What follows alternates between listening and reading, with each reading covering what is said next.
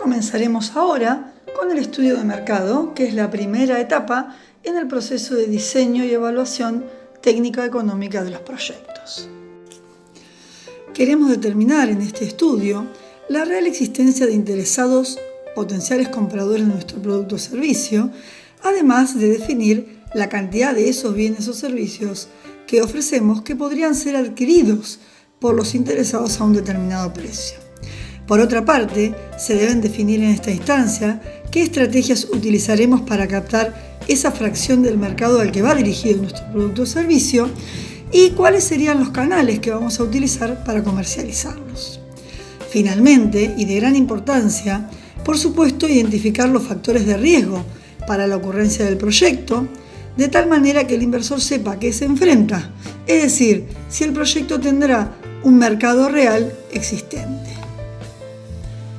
Se define el mercado como el área en que confluyen las fuerzas de la oferta y la demanda para realizar las transacciones de bienes y servicios a precios determinados. La estructura general del análisis de mercado incluye el análisis de 4 aspectos fundamentales. Por un lado, la oferta, o sea que otros actores del mercado ofrecen productos que pueden satisfacer la misma necesidad que el nuestro. Por otro lado, el análisis de la demanda, que es al análisis que mayor tiempo se le dedica habitualmente y mayor esfuerzo, porque tiene un gran efecto sobre los ingresos de la empresa y por lo tanto sobre la rentabilidad del proyecto.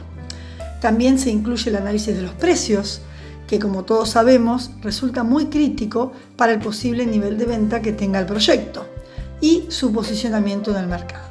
Finalmente, este estudio también incluye el análisis de la comercialización, que tiene que ver fundamentalmente con la definición de la distribución y logística que se va a utilizar para llegar a nuestro cliente con el producto o servicio elegido. La metodología que se utiliza para hacer estudios de mercado debe estar orientada exclusivamente a obtener información útil para la toma de decisiones, permitiendo así determinar si las condiciones del mercado son o no un obstáculo para la realización del proyecto. La recopilación de la información debe ser sistemática, el método lo más objetivo posible y siempre buscando los datos que necesitamos para tomar las decisiones. Se investigan aspectos como publicidad, precios, ventas de productos alternativos, tipos de presentaciones o envases, segmentación de consumidores, canales de comercialización, entre otros, y en el caso de tratarse de productos nuevos, todo el análisis se hace tomando como referencia productos similares ya existentes. Podemos decir que una investigación de mercado incluye los siguientes pasos. En primera instancia, la definición del problema, que implica estar en condiciones de definir con claridad a qué apunta nuestro estudio, de cuyo planteo dependerán todas las acciones siguientes. Una vez determinado el problema, debemos definir qué tipo de información vamos a utilizar para la investigación. Si vamos a trabajar con construcción directa de los datos que necesitamos a través de encuestas o de entrevistas, es decir, si vamos a utilizar información primaria o si vamos a utilizar información ya disponible en fuentes de gobierno, revistas o en la propia empresa, es decir, información elaborada por otros, que es información secundaria. El tercer paso, que dependerá en gran medida del tipo de información que hayamos tomado, es el diseño de la recopilación y el tratamiento estadístico de los datos. Está claro que si hay que hacer un tratamiento estadístico de datos de información primaria, hay que procesar datos de encuesta.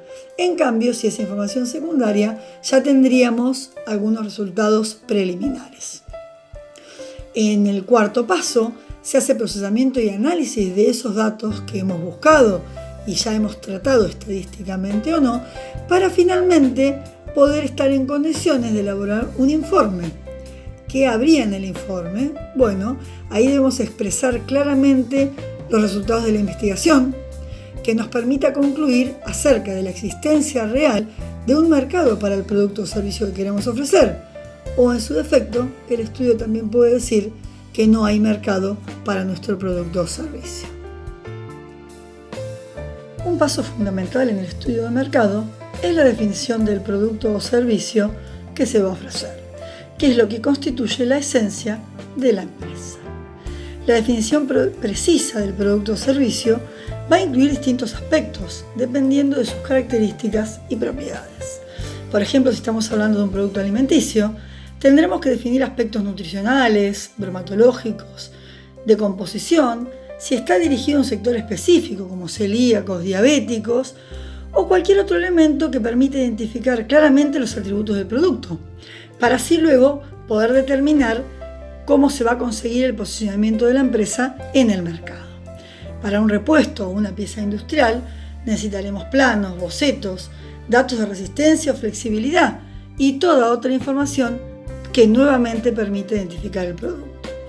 Hay otro tipo de productos como los commodities cuyas características ya están determinadas internacionalmente. Solamente nos queda ver a qué segmento de la oferta nos vamos a sumar o qué porción de la misma pensamos sustituir. Por otra parte, los aspectos de calidad, por aplicación de normas internacionales como las de la familia ISO 9000, también favorecen la mejor definición de nuestro producto o servicio, garantizando su homogeneidad. Los productos pueden clasificarse siguiendo diferentes criterios. Aquí presentamos una posible clasificación.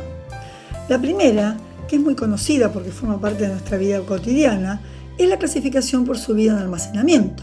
Ellos son los productos no perecederos y los productos perecederos, es decir, los que requieren almacenamiento en condiciones particulares, como bajas temperaturas, y aquellos que se almacenan en góndolas sin mayores cuidados.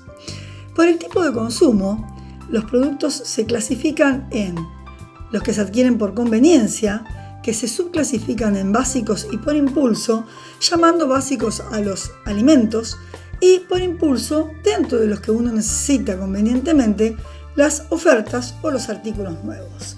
¿Cuántas veces vamos al supermercado y compramos ofertas que no teníamos previstas comprar o artículos que han salido nuevos y que por lo tanto hasta el momento no los necesitábamos? Pasemos ahora al análisis de la demanda. ¿Qué es la demanda? La demanda es la cantidad de bienes que el mercado requiere o solicita para buscar la satisfacción de una necesidad específica a un dado precio. ¿Y por qué queremos hacer un análisis de demanda? Bien, nosotros necesitamos saber qué posibilidad tenemos de que nuestro producto o servicio pueda participar en el mercado para satisfacer la demanda que creemos que existe. La demanda está en función de una serie de factores, como lo son la necesidad real del bien o servicio del que estamos hablando, su precio, el nivel de ingreso de la población y otros elementos que tienen que ver con la situación, por ejemplo, del contexto del país. Para determinar la demanda se emplean entonces herramientas de investigación de mercado, a las que hemos hecho referencia en diapositivas pasadas. En términos nacionales, uno puede decir que la demanda es equivalente al consumo nacional aparente, que es la cantidad de un bien determinado o servicio que el mercado requiere a nivel nacional y que puede ser expresado como la producción nacional sumada a las importaciones y restadas las exportaciones del bien o servicio. Cuando existe información estadística, resulta fácil hacer una estimación de demanda, pero hay muchos productos de los cuales no hay información estadística histórica y entonces caemos nuevamente en el trabajo de campo. A los efectos del análisis existen varios tipos de demanda que se pueden clasificar en relación a la oportunidad, en relación a la necesidad, en relación a la temporalidad o al destino. Comenzando con la relación con la oportunidad, la demanda se clasifica en insatisfecha y satisfecha. La primera es en la que lo producido u ofrecido al mercado no alcanza para cubrir los requerimientos del mismo. En cambio, la demanda satisfecha es aquella en la que lo ofrecido al mercado es exactamente lo que esto requiere. Dentro de la demanda satisfecha también se pueden reconocer dos situaciones. La satisfecha saturada, en la que aparentemente el mercado ya no puede aceptar mayor cantidad de bienes o servicios, y la no saturada, que es la que aparentemente está satisfecha, pero siempre puede ser modificada a través del uso adecuado de herramientas mercadotécnicas como la oferta y la publicidad. En relación a la necesidad, podemos encontrar dos tipos de demanda. La demanda de bienes sociales y nacionalmente necesarios, porque son los que se requiere a nivel social para el desarrollo y el crecimiento. Habitualmente están relacionados con la alimentación, el vestido y la vivienda. Y la demanda de bienes no necesarios o bienes de gusto, que normalmente está vinculado con la adquisición de lo que llamamos bienes suntuarios. Un término un poco antiguo, pero vendrían a ser perfumes, ropa fina y otro tipo de bienes que uno compra para satisfacer un gusto, pero que no necesariamente son una necesidad. En relación a la temporalidad, se reconocen dos tipos de demanda. La demanda continua, que es la que no se ve afectada con los periodos del año, y la demanda cíclica o estacional, que es la que en alguna medida se relaciona con los periodos del año o con las circunstancias climáticas, por ejemplo, como pueden ser los regalos de Navidad, en época de Navidad, o pueden ser la venta de calefactores en invierno o de refrigeradores en verano. Finalmente, según su destino, también se reconocen dos tipos. La demanda de bienes finales, que son aquellos bienes que se adquieren directamente por parte del consumidor para su uso y aprovechamiento, o la demanda de bienes intermedios o industriales, que son bienes que requieren algún posterior procesamiento para ser transformados en un bien final. Muy diferente es el caso de un estudio, de un proyecto que busca conocer la demanda por obsolescencia o por capacidad insuficiente para sustituir una maquinaria. En este escenario, el término demanda cambia en su concepto. Demanda aquí son las necesidades o requerimientos de producción de la maquinaria bajo estudio y solo servirán para esa estimación los datos de la empresa, los datos internos de la empresa, sin afectar para nada la información que tengamos en el ámbito nacional. Vamos a ver ahora las técnicas de predicción de la demanda, que pueden dividirse en técnicas cuantitativas y cualitativas. En general, son complementarias para conseguir una buena determinación. Dentro de las técnicas cuantitativas encontramos los modelos causales, los modelos de serie de tiempo y una combinación de ambos que se denomina datos de panel. Los modelos causales relacionan la demanda con alguna variable significativa, como puede ser el ingreso, el número de habitantes o la participación de las mujeres en el mercado laboral. La forma más común de hacer proyección causal es el ajuste de curvas, el cual se puede realizar aplicando el método de regresión que mejor relacione la variable dependiente con la independiente, ya sea lineal, exponencial o polinómica. La forma más común de hacer proyección causal es el ajuste de curvas, el cual se puede realizar aplicando el método de regresión que mejor relacione la variable dependiente con la independiente, ya sea lineal, exponencial o polinómica. Por otra parte, los modelos de serie de tiempo, que veremos en más detalle, pronostican el valor futuro de la demanda extrapolando el comportamiento histórico de los valores observados de esa variable. Finalmente, el modelo de datos de panel es una combinación de ambos modelos. Vamos a ver esto con un ejemplo que por allí se entiende mejor.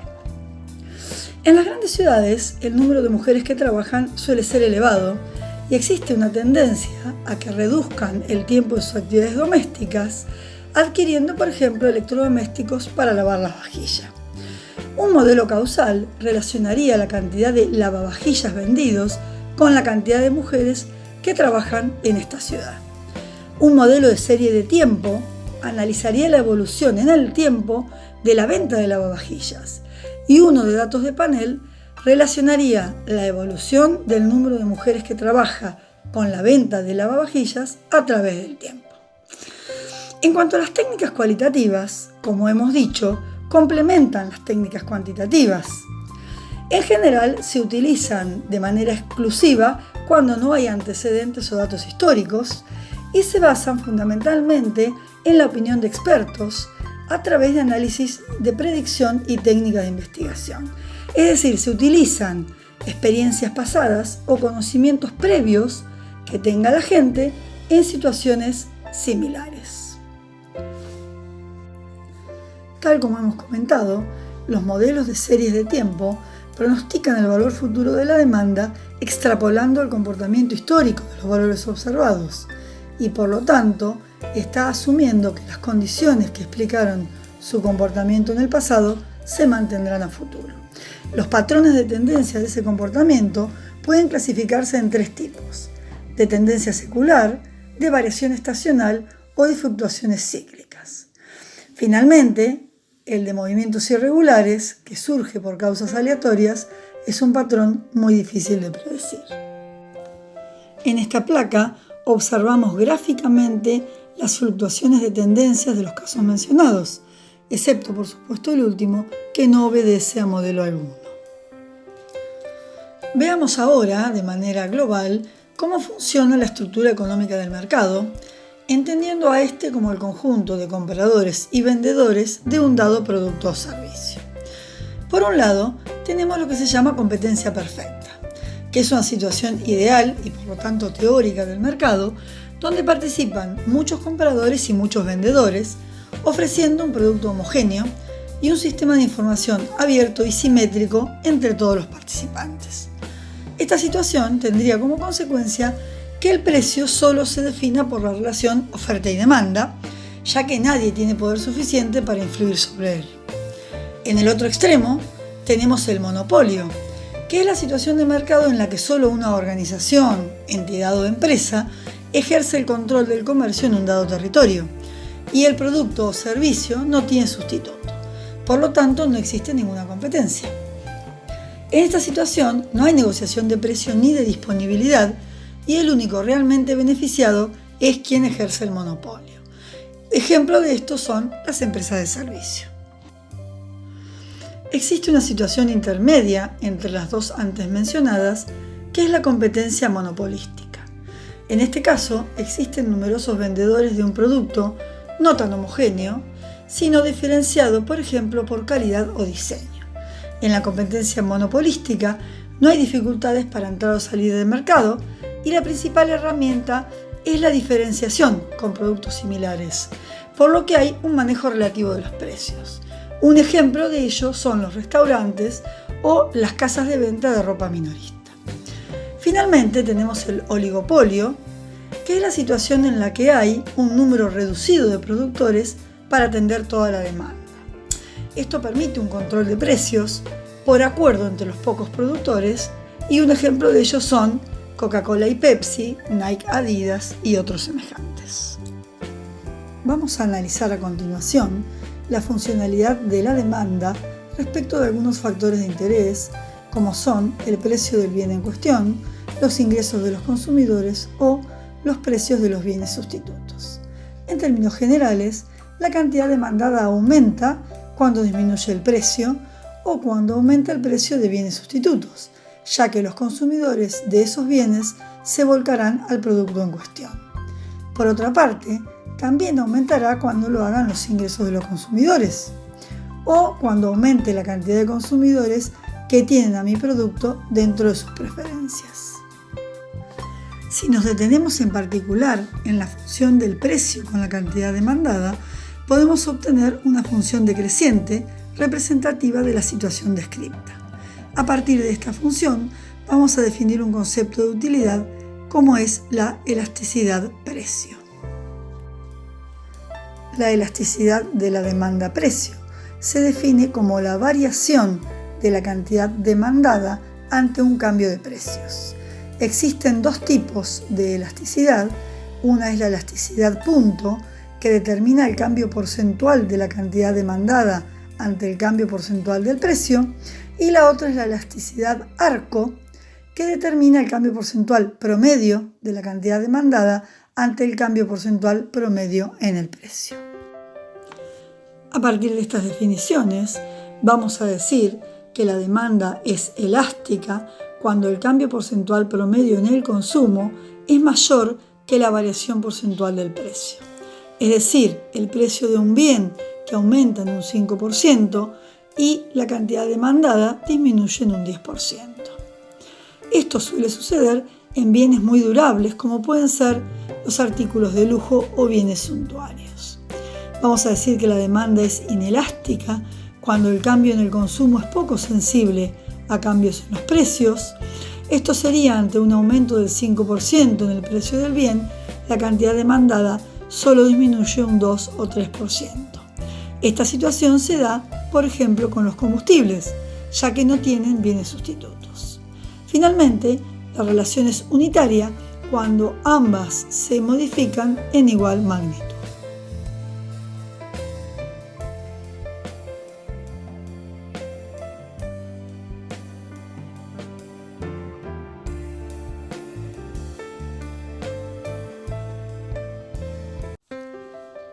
Vamos a comenzar ahora con el análisis de la oferta.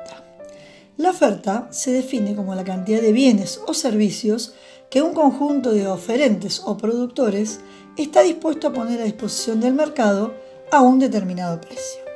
Mientras que la demanda estudia el comportamiento de los consumidores, la oferta se relaciona con la conducta de los empresarios o productores, es decir, con la relación que existe entre la cantidad ofrecida de un producto o servicio y su precio. Así como hay elementos que condicionan la demanda, también hay factores que condicionan la oferta. Factores como los costos de producción, la flexibilidad de las tecnologías, la cantidad de empresas, el precio de los bienes, directos y relacionados, la demanda, las políticas de promoción y otras. El objetivo del análisis de la oferta es determinar las cantidades y condiciones en que los productores están dispuestos a poner bienes o servicios a disposición del mercado. Para poder realizar un buen análisis de la oferta, nuevamente como en el caso de la demanda, es necesario acudir a fuentes de información, tanto primarias como secundarias. En el caso de la información específica de las empresas, resulta algo más complejo que en lo relativo a los consumidores. La información que necesitamos está relacionada con la cantidad de empresas, sus posibles planes de expansión para tener en cuenta un aumento en las cantidades ofrecidas, la calidad y precio de sus productos, ya sean sustitutos o complementarios del bien que vamos a producir, información acerca de sus inversiones, recursos humanos involucrados, entre otras cosas. La información debe ser analizada, de igual manera que en el caso de la demanda, utilizando técnicas de análisis estadístico y métodos de predicción. Cuando nuestro proyecto quiere ofrecer al mercado un producto para la exportación o que en el mercado interno se ofrece con poca o mucha escala con su sustituto importado, entonces es muy importante conocer las estadísticas de importación-exportación históricas, además de indagar acerca de las políticas públicas en relación al mercado internacional. Si el gobierno se propone una política de sustitución de importaciones, o si por el contrario se espera incrementar las actividades de importación en el corto o mediano plazo. En ese sentido, es relevante analizar las tendencias del mercado importador. Si el mercado es decreciente, puede obedecer a que el producto ya no se necesita demasiado en el mercado interno y entonces se ha dejado de importar, o que hay productos nacionales que son competitivos. En cambio, si el mercado importador es creciente, eso puede significar que el artículo es de gran importancia y no se ha logrado producir en el mercado interno, o que los productores nacionales no pueden alcanzar el nivel de demanda. A través del estudio de mercado, es posible descubrir un espacio para la comercialización de un bien o la prestación de un servicio, si somos capaces de determinar la existencia de la demanda potencial insatisfecha para cualquiera de ellos, que es la cantidad de bienes o servicios que es probable que el mercado consuma en años futuros y que en las condiciones actuales no puede ser ofrecido por los productores. Cuando se dispone de los datos de oferta y demanda y sus respectivas proyecciones en el tiempo, resulta sencillo estimar la demanda potencial insatisfecha. Sin embargo, en general, esta no es la situación y las estimaciones deben realizarse a través del análisis de factores indirectos.